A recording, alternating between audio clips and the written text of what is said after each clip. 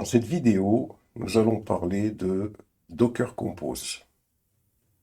Alors pour comprendre ce que c'est que Docker Compose, on va tout simplement aller pratiquer un exemple.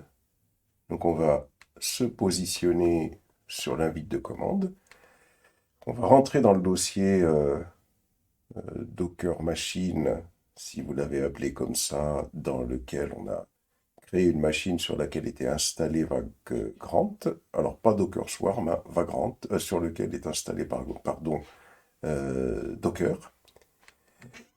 On lance la machine avec Vagrant App et dans notre VirtualBox, on devrait se retrouver avec notre machine qui va démarrer. Voilà, donc on a la machine, Docker Machine qui démarre.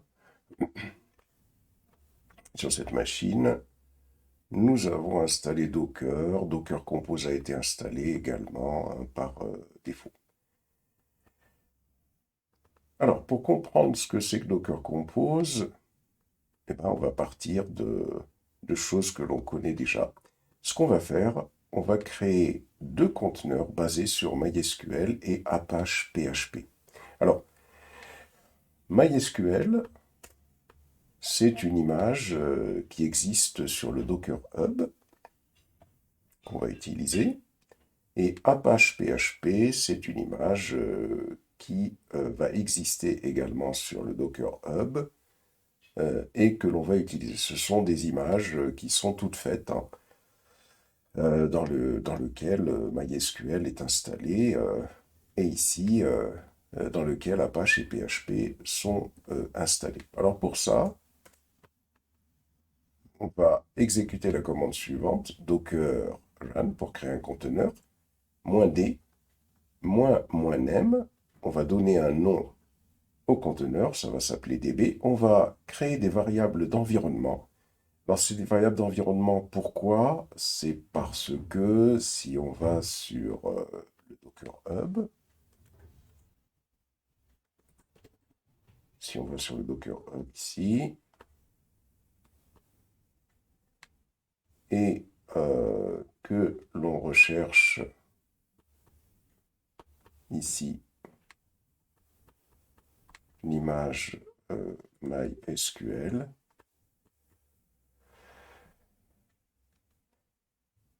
on clique sur MySQL, et là dans MySQL, si on descend dans MySQL, pour aller voir un petit peu comment ça doit se lancer, on nous explique ici que, il va falloir définir des variables d'environnement, en particulier, par exemple, pour le mot de passe du route. Il suffit de lire la documentation pour voir qu'on peut utiliser ces variables d'environnement. On descend un petit peu plus bas encore. Voilà, donc on a les variables d'environnement myroot password, MySQL database, MySQL user, MySQL password, qu'il faut définir tout simplement. Donc c'est sur ce site-là qu'on va récupérer ces informations-là. Et donc, cette image MySQL va nous permettre de créer un serveur MySQL. Donc docker run, -d, -mdb, -e MySQL root password, donc va lui donner le nom root, -e MySQL database, on va lui donner le nom MyDB, -e MySQL user, on va lui donner le nom user, et -e MySQL password, on va donner password comme mot de passe.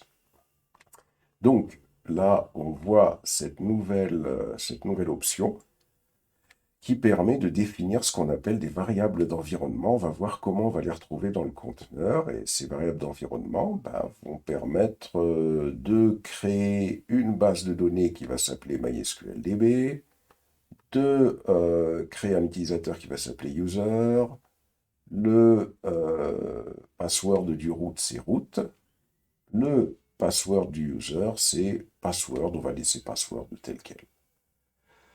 Ensuite, ici, on va mapper le port 9906 de la machine Vagrant sur lequel est installé Docker au port 3306 du conteneur. Et on va utiliser les volumes. On va écrire "-v $home". Alors, $home, c'est tout simplement le répertoire de l'utilisateur courant. Sur une machine Vagrant, c'est Vagrant. Il suffit de récupérer cette variable pour aller bien comprendre la chose. Là, par exemple, on a démarré notre machine. On va se connecter sur Vagrant SSH pour les comprendre, cette variable d'environnement $home.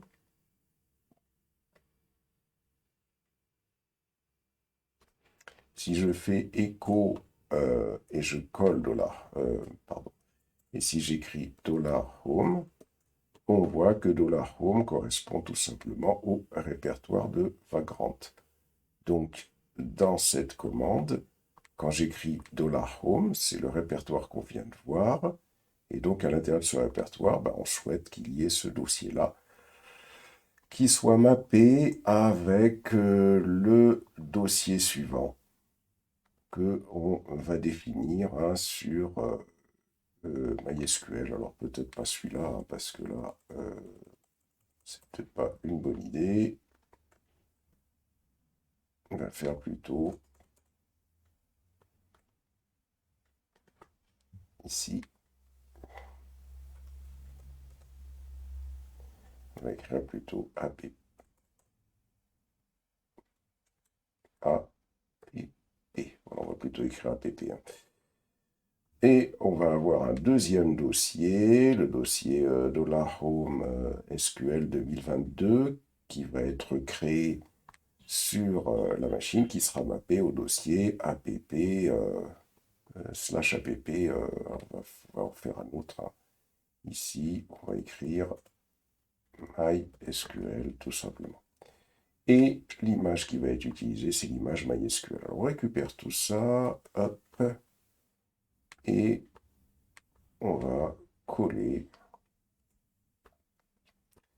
cette instruction. Alors, ici, il faut voir pourquoi. On va voir tout de suite la raison pour laquelle. Alors, donc, on a Docker run pour exécuter le conteneur, -name, on lui donne le nom DB, -e, une première variable d'environnement, donc égale route ici, c'est le égal, je présume. C'est pas toujours ça. Ici, donc, alors si je retourne, mais c'est parce que ici, on a oublié l'image MySQL. Alors là, voilà, donc là, il me dit que le conteneur DB, j'ai tenté de le créer, donc je vais donc le supprimer, docker rm db, et je relance la commande. Alors pour être certain qu'il n'y aura pas l'erreur dans le document, on va tout simplement placer la bonne commande ici. Et donc là, quand le conteneur a été créé, si je fais un docker ps, on voit qu'un conteneur a été créé, qu'il y a bien les ports qui sont mappés. Si je fais un ls, je constate que le dossier MySQL 2021 qui figure dans cette commande-là, puisqu'on demande à mapper ce dossier, donc il existe bien, puisque tout ce qui est sur la gauche ici, c'est des dossiers qui doivent être créés sur la machine hôte. Ce dossier-là également, celui-là, on constate qu'il est ici. Donc on voit bien que dans ces deux dossiers vont figurer, être persistées toutes les informations qu'il y aura dans les dossiers qui sont sur ces répertoires-là qui seront dans le conteneur. On peut contrôler d'ailleurs que ces dossiers ont été créés. Il suffit de faire un docker exec -it. On va se connecter au conteneur DB qu'on a créé, puisque c'est le nom du conteneur, c'est DB. On va faire un bash. Et ici, si je fais ls, ben, je constate que le dossier alors app a bien été créé. Donc, c'est ce dossier-là qui est supposé donc être mappé au dossier qu'on vient de voir hein, sur Vagrant, hein, c'est-à-dire celui-là. Et de plus, on a bien le dossier MySQL qui est là, ici, et donc qui va être mappé à ce dossier-là, c'est-à-dire à celui, euh, c'est plutôt celui-là, voilà, celui qui est ici. Ça veut dire que toutes les informations qui seront écrites dans ce dossier-là, dans le conteneur, hein, eh bien, on les retrouvera sur le dossier de la machine hôte, etc. Revoir le cours sur la persistance de données. Les variables d'environnement qui sont définies ici, ces variables-là, ben, il suffit de faire un env ici. Si vous faites env, ben, vous constatez que ces variables-là, elles sont bien ici. Et puis là. Et donc les variables ont été créées. À quoi ça sert des variables d'environnement? Ben, ça sert tout simplement à ce que le système ou un outil, hein, également un logiciel, les utilise lors de sa configuration. Alors on peut tester que MySQL, par exemple, si je fais -u root, si je fais -p root, on voit que ça marche bien, hein, puisque on avait mis comme mot de passe root. Donc voilà, ici, on vient de créer déjà ce premier conteneur. Ensuite, on va en créer un deuxième de conteneur. On va créer un deuxième conteneur dans lequel Apache et PHP seront installés. Mais ce qu'il y a, bah, on va chercher cette image hein, qui existe sur le Docker Hub. Il y a une image qui s'appelle PHP 2.7.4-Apache qui permet d'installer Apache PHP dans un conteneur. Donc Docker Run, pour créer notre conteneur, -d, il va fonctionner en mode détaché. -name, on donne un nom au conteneur. -linkdb pour qu'on puisse le relier au conteneur qui fait fonctionner la base de données. -v, $home/php, on va avoir le dossier PHP qui sera mappé à dossier var www.html. Ici, on a un mappage de port et là l'image qu'on va utiliser. On sélectionne tout ça ici.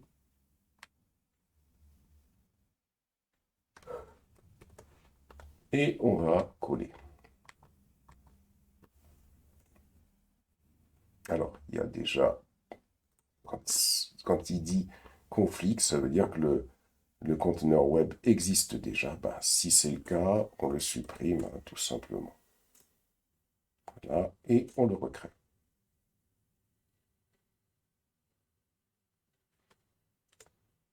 Alors,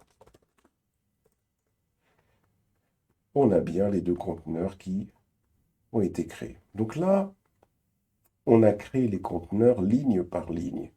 Mais on peut utiliser un outil qui s'appelle Docker Compose. C'est plutôt comme ça d'ailleurs qu'on déploie des projets. On verra qu'on pourra appliquer ce genre de choses sur Docker Swarm avec quelques modifications. On va utiliser un fichier Docker Compose. Alors déjà, on va supprimer Docker RM, $Docker, ps-a petit q, hop, on va supprimer, alors il faut faire un -f, hein. On va supprimer tous les conteneurs en exécution. Et ensuite, on va créer un fichier, un dossier qu'on va appeler compose. On va rentrer dans ce dossier compose. Et c'est là où on va créer ce qu'on appelle un Docker, c'est pas ça, un docker-compose.yml. Et on va remplir ce fichier. Dans le fichier Docker Compose, on va tout simplement créer les deux conteneurs, mais de manière déclarative, c'est-à-dire dans un fichier Docker Compose. Alors, le fichier Docker Compose, je l'ai déjà réalisé ici. Il va faire exactement ce qu'on a fait avec les deux commandes, et on va l'expliquer, puisque le fichier Docker Compose ne fait rien d'autre que ce qu'on peut faire avec les commandes Docker Run, hein, tout simplement. Il permet de créer des conteneurs plus facilement. Alors ici, première ligne, on définit la version du Docker Compose. Donc ici, c'est la 3. Ensuite, on va définir ce qu'on appelle des services. Alors, qu'est-ce que c'est que des services? Des services, c'est tout simplement des composants qui vont permettre de définir nos différents conteneurs. Par exemple, ici, on va définir deux services. On va définir le service DB. On pourrait lui donner un autre nom ici. On pourrait l'appeler, si on souhaite. Hein. Allez, on va le faire. Allez. On va définir le service MySQL. Voilà. Ça, il n'y aura pas d'équivoque. Donc ça, on définit un service, premier service qui va s'appeler MySQL, et un deuxième service qui s'appelle Web. Alors généralement, dans chaque service, on va définir des conteneurs. Donc, on définit un premier service qui s'appelle MySQL et un deuxième service qui s'appelle Web. Et ce qu'on va faire ici, dans le premier service MySQL, on va tout simplement exprimer tout ce qu'on a fait dans cette commande-là de manière déclarative, pas plus que ça. Donc, par exemple, l'image qu'on avait utilisée, c'était MySQL, donc on écrit image de .mysql. Le nom du conteneur, on lui avait donné db. Alors, on écrit conteneur underscore name de .db. On avait des variables d'environnement. On va écrire environnement et on va indiquer toutes les variables d'environnement qu'on avait utilisées dans la commande run. On avait fait un mappage de port. Le mappage de port, c'est un mappage dans lequel on avait mappé le port 9906 au port 3306. On avait défini des volumes. Alors par contre ici, pour que ce soit la même chose, on avait défini le volume app et ici le volume SQL. Et donc même chose, hein, on indique les volumes. Et même chose pour l'autre service hein, qui va définir le deuxième conteneur. Donc l'image, c'était la 7.4-Apache. Le nom du conteneur, c'était web. On avait indiqué qu'on le reliait au conteneur MySQL. Donc on écrit depends on. Par contre, ici, attention, il faut indiquer que ça dépend du service MySQL. Hein. Donc ici, voilà, c'est celui qui est au-dessus. Et pour les volumes, on avait écrit que l'on mappait les volumes que l'on indique ici. Et pour les ports, on avait expliqué donc dans la commande run, voici les ports que l'on mappait. Et donc, on a une façon ici, plus d'instructions hein, bien sûr, mais là déjà pour nous initier au Docker Compose, on a une façon ici d'exprimer ce qu'on fait ici ligne par ligne. Et ça, c'est beaucoup plus intéressant de procéder comme ça, pour plusieurs raisons, parce qu'il peut y avoir, on peut faire démarrer 4, 5, 6 conteneurs en même temps. Chaque fois qu'il y a une modif, on peut venir la modifier ici, on peut définir plein de paramètres, hein, les paramètres réseau, etc., etc. Et donc, dans notre fichier Docker Compose, hein, quand on crée notre fichier Docker Compose, c'est bien plus facile de venir modifier un fichier plutôt que d'aller à chaque fois faire une modification dans le Docker Run. De plus, ce type de fichier-là, on peut l'envoyer sur un GitHub. Donc on peut le récupérer. Et de plus, avec une transformation, on pourra utiliser ce type de fichier-là pour faire des déploiements d'applications complexes sur des clusters Docker Swarm. On sauvegarde, hop, comme ça. Et maintenant, on va faire un clear. On va faire un Docker Compose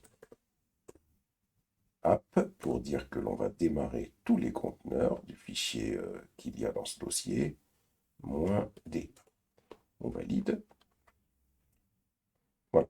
Donc, vous voyez, donc il crée un réseau sur lequel vont être reliés ces deux conteneurs-là.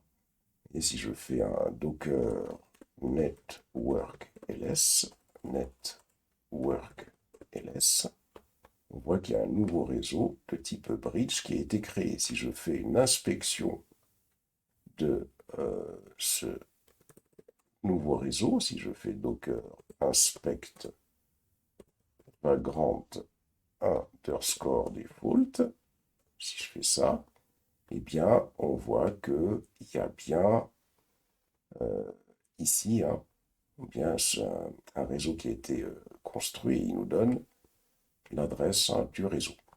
Si je fais un docker compose ps, ici, je vais avoir tous les conteneurs qui ont été créés par mon Docker Compose qui vont s'afficher. Donc c'est exactement ce qui avait été fait tout à l'heure. C'est-à-dire que là, j'ai mes différents conteneurs qui fonctionnent. Vous voyez ici, voilà, le nom du conteneur, ici et ici. On voit l'image que ça fait fonctionner. On voit le mappage de port. On voit absolument tout ce qu'on avait fait la première fois. Donc voilà, un Docker Compose, à quoi cela sert. Donc là, on vient de voir juste une partie de ce qu'on peut faire avec un Docker Compose, bien évidemment. Donc maintenant, on va arrêter nos conteneurs. Il suffit de faire Docker Compose stop.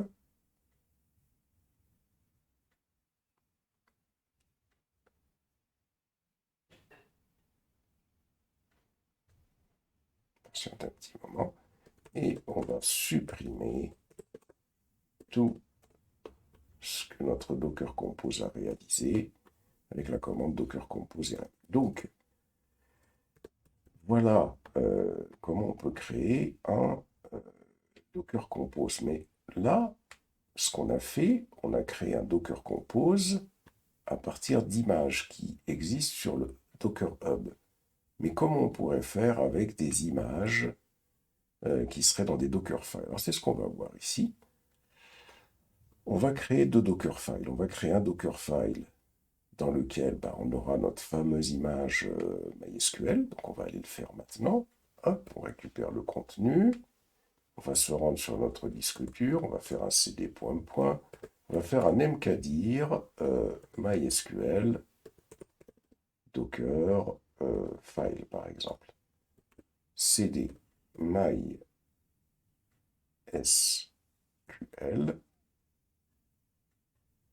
R Docker file. Et là, on va faire un nano, hop, Docker file, et on va coller. Pour s'assurer que notre image est construite sans erreur. Docker build, -t, alors on va faire MySQL. Voilà. On va s'assurer que l'image fonctionne bien.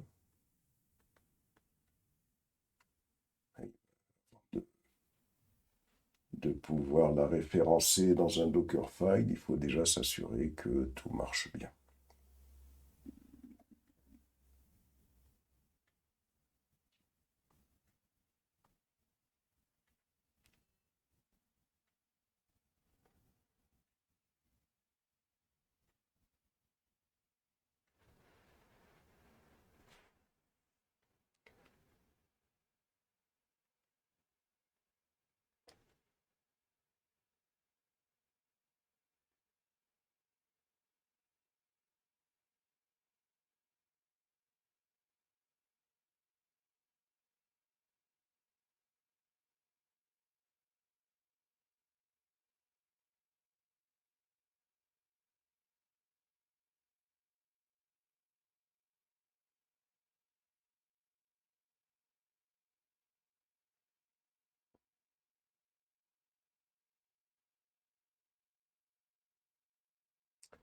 On patiente que ça s'achève.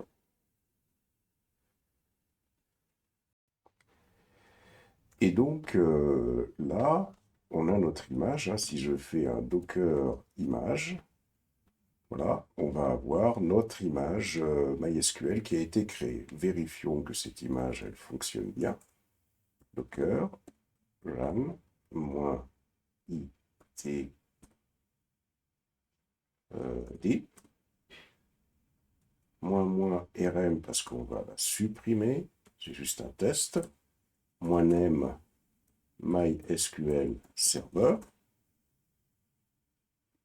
-p 3306 2.3306 et on va lui passer le serveur MySQL. L'image MySQL, pardon, qu'on vient de créer. On valide. Voilà, donc ça a l'air de marcher. Hein. Donc ce qu'on va faire, on va faire tout simplement un Docker RM. Alors c'est pas la peine, puisqu'on va faire juste un Docker stop. Et on va arrêter ce conteneur. Le fait de l'arrêter, ça va le détruire, puisqu'on a mis -rm ici. Voilà, donc déjà là, on s'est assuré que cette image fonctionne. C'est important avant de l'intégrer dans un Docker Compose. Okay. Alors maintenant, on va aller faire un cd point et on va créer un mkdir apache docker file. On va faire cd apache docker file. Et là, on va se créer un docker-compose.yml. On va aller chercher,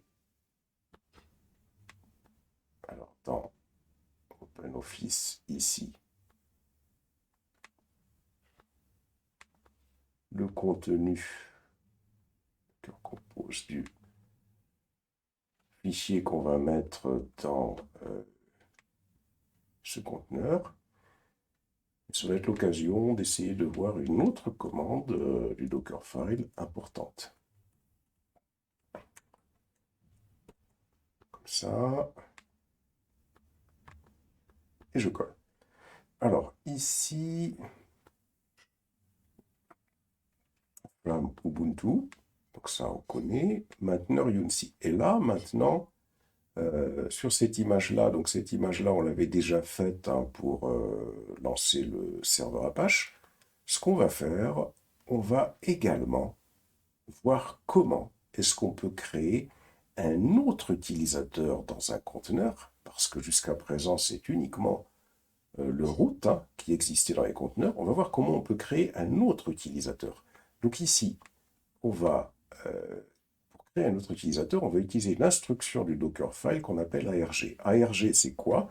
C'est une instruction qui permet de pouvoir initialiser une variable. Ici, on va initialiser une variable username, on va l'initialiser à mousse. C'est-à-dire que moi, je souhaite créer un utilisateur dans le conteneur, dans cette image, hein, qui va s'appeler mousse.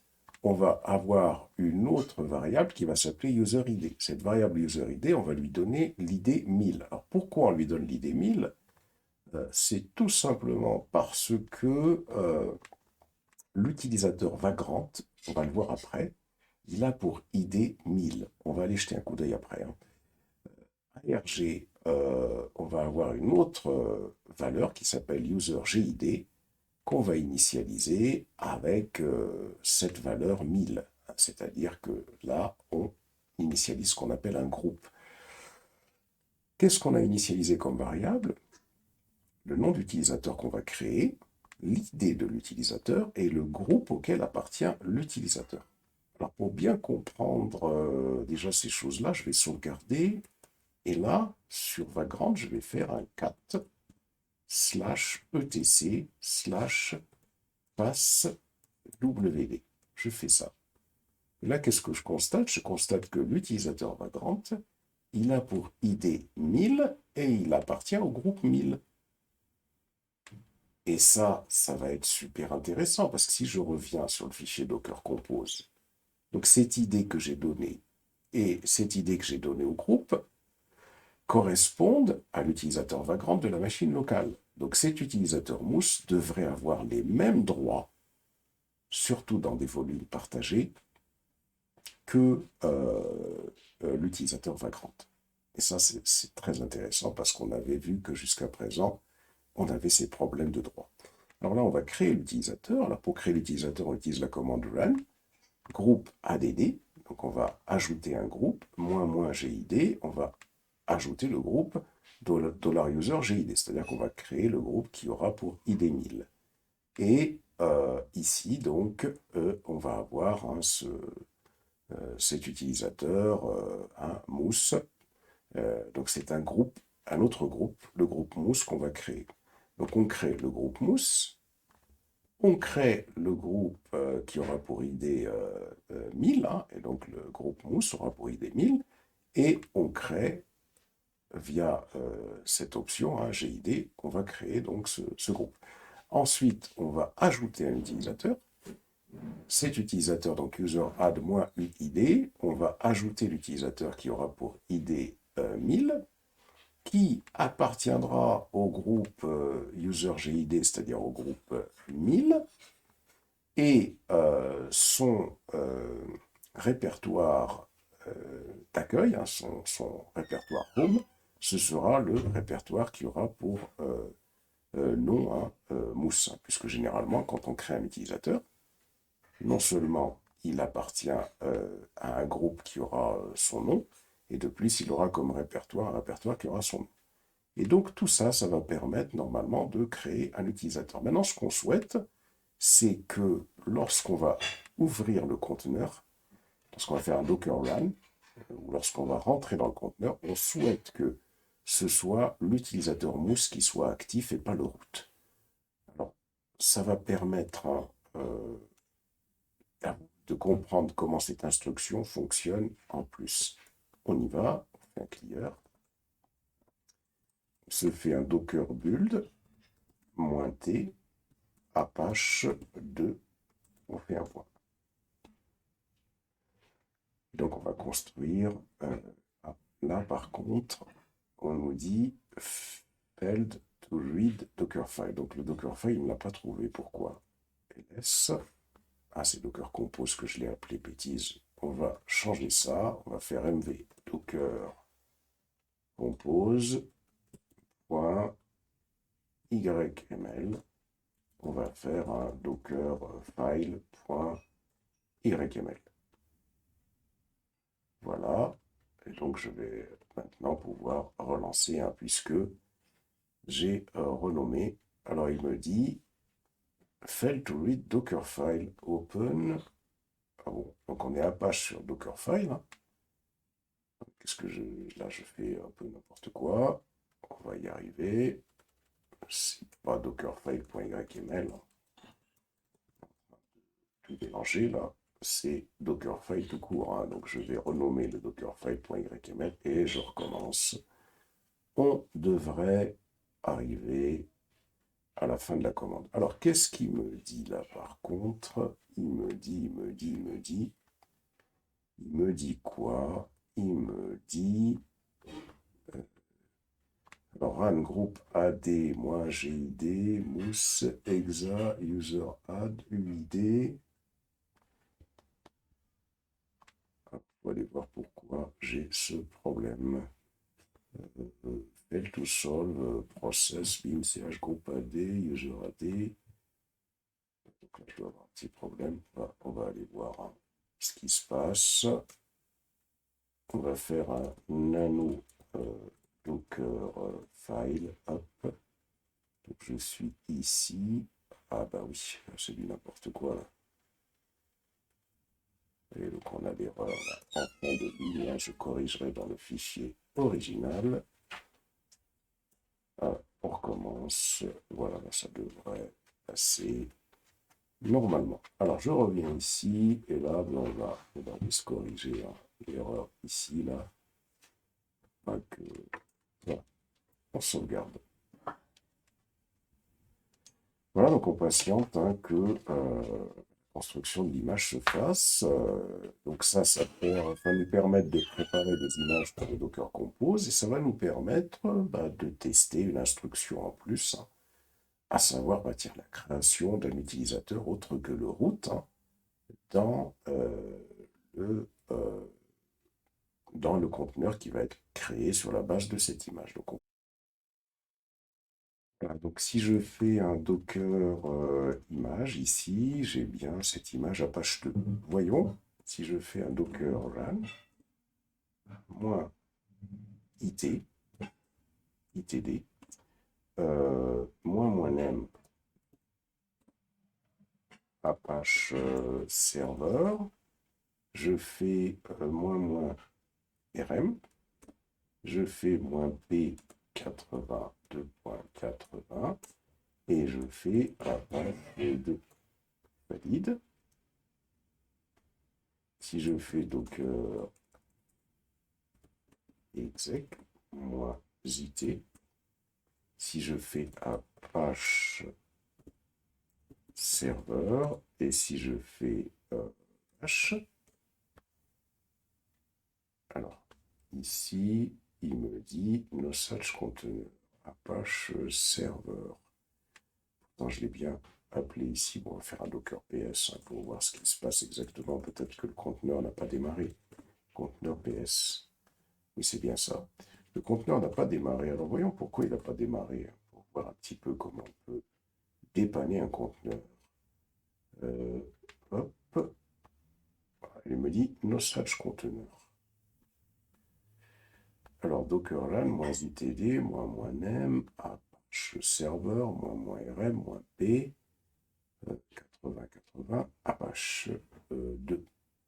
On va faire moins it. On va essayer de refaire ici. On va faire moins it, ce sera bien pour voir un petit peu ce qui se passe. Voilà, donc il me dit moins unable to open logs. Il n'y a pas erreur log, mais have more information could not open log file qui est ici. Permission denied. Alors ça, c'est tout simplement parce que, effectivement, alors on va procéder autrement. C'est parce que tout simplement, j'ai demandé à démarrer avec le username qui, lui, n'a pas comment dirais-je, le droit d'exécuter cette commande CMD. Donc, ce qu'on va faire, on va d'abord, hein, pour pouvoir comprendre cette instruction user, on va d'abord mettre entre commentaires le CMD. On va ensuite reconstruire l'image.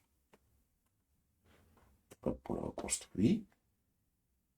Et on va réexécuter la commande. Alors, sûrement, il va me dire qu'il y a une erreur parce qu'Apache serveur, il doit exister.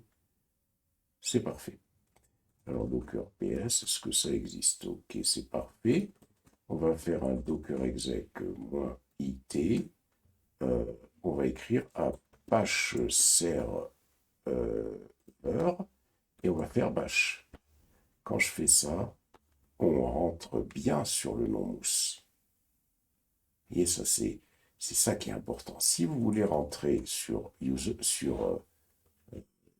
comment dirais-je, sur route, donc là, on va se faire un docker exec -it, -u route, Apache serveur. Et là, vous rentrez sur route.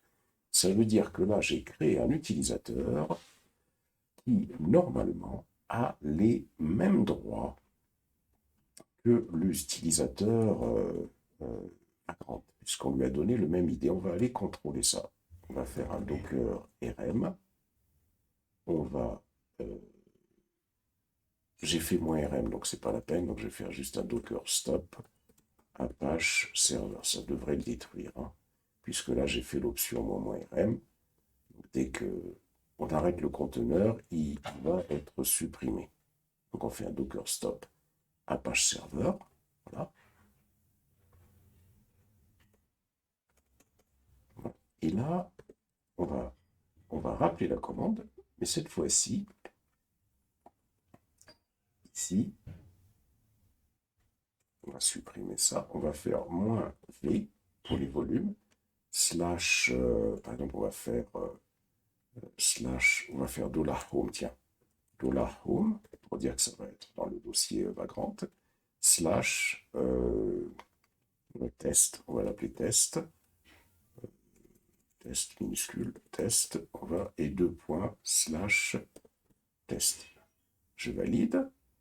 Je fais docker exec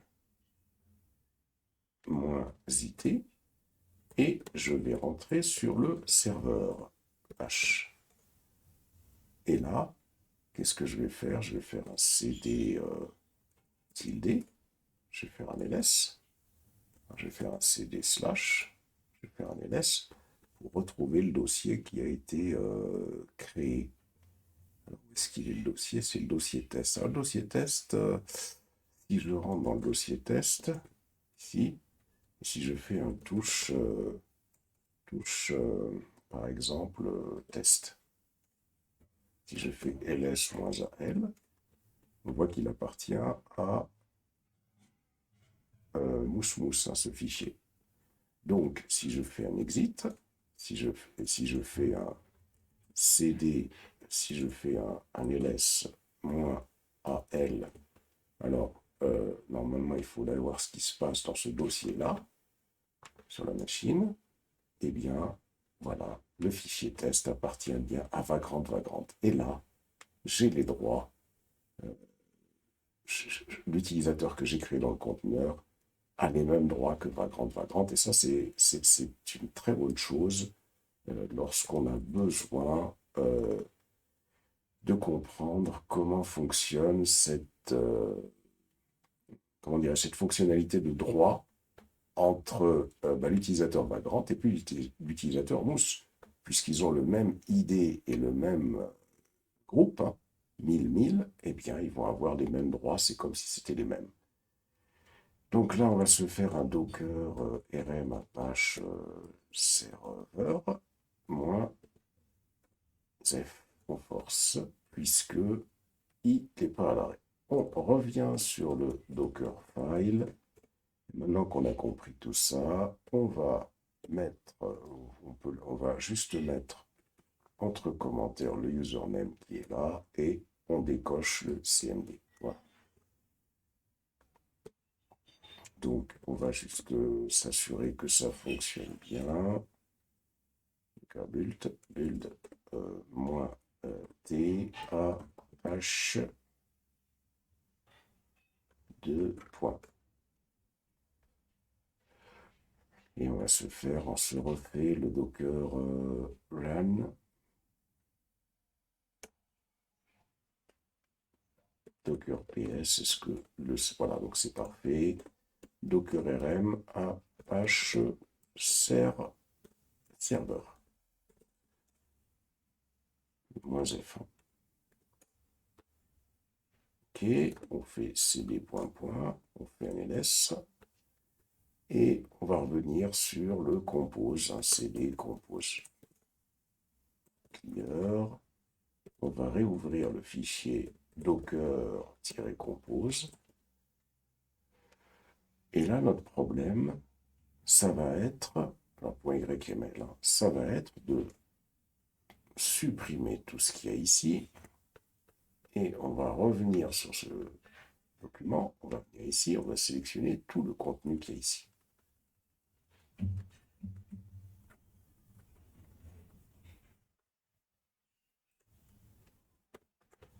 Un CTRL-C.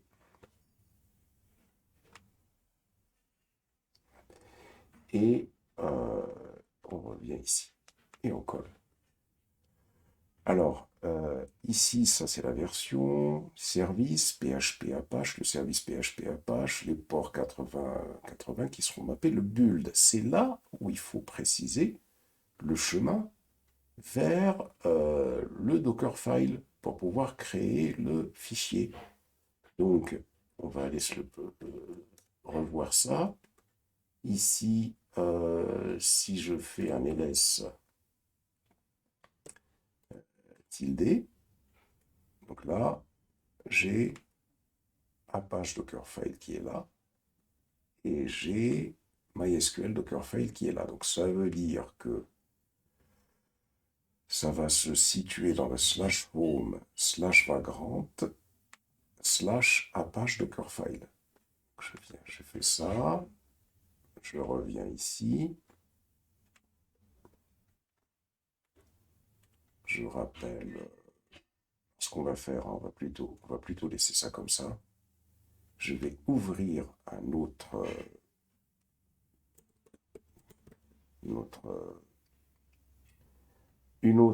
fenêtre. Je vais faire Docker Machine, ici. C'est Docker Machine. Je vais me connecter encore à la même machine en SSH pour pouvoir continuer mes manipulations. Je vais faire un clear ici, et là je vais faire un ls.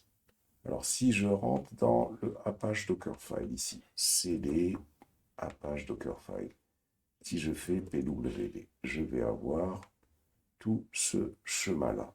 Hop, je fais un copy, je viens ici et je vais tout simplement supprimer tout ça. Ensuite, je reviens là, je vais faire un cd point, je vais faire un cd MySQL Dockerfile, je vais faire un pwd et je vais récupérer tout ce chemin vers le Dockerfile. Je descends ici et je remplace. Donc vous remplacez par rapport à votre chemin à vous. Donc, ça veut dire que pour me construire l'image PHP, il va se baser sur ce Dockerfile, donc ça va lui permettre de construire l'image. Il va toujours avoir un mappage des volumes, bon ça n'a pas de grande importance. Par contre, ici encore, on va remplacer par MySQL, hein, puisque ça, non, c'était bien ça en fin de compte, hein, c'était /var /www/html, non, puisque ça c'est pour Apache. Ensuite, on va avoir le MySQL avec les ports 3306 qui seront mappés, le fichier Dockerfile, l'environnement, deux variables d'environnement que je définis ici, hein, le volume, et on dit que dbdata, il y a un volume qui sera créé sur la machine hôte, hein, sera mappé à ce volume-là. Et donc, on va définir tout ça. On va définir les volumes, un volume, app, et on définit le dbdata, le volume dbdata. Donc, on voit cette section dans laquelle on doit définir les volumes. Hop, voilà. Et là, on va se faire un docker compose app-d pour voir si tout ça, ça fonctionne bien. Alors voyons, donc il va récupérer les images, il va les construire via les Dockerfiles, et là, ben voilà, vous voyez, donc il va récupérer les images. Donc, on a bien l'image qui est construite, hein, on la voit ici, hein. Et voilà, donc voilà comment on peut construire, hein. Donc on va faire un Docker compose PS. Voilà, on va valider 2 fois. Voilà comment on peut construire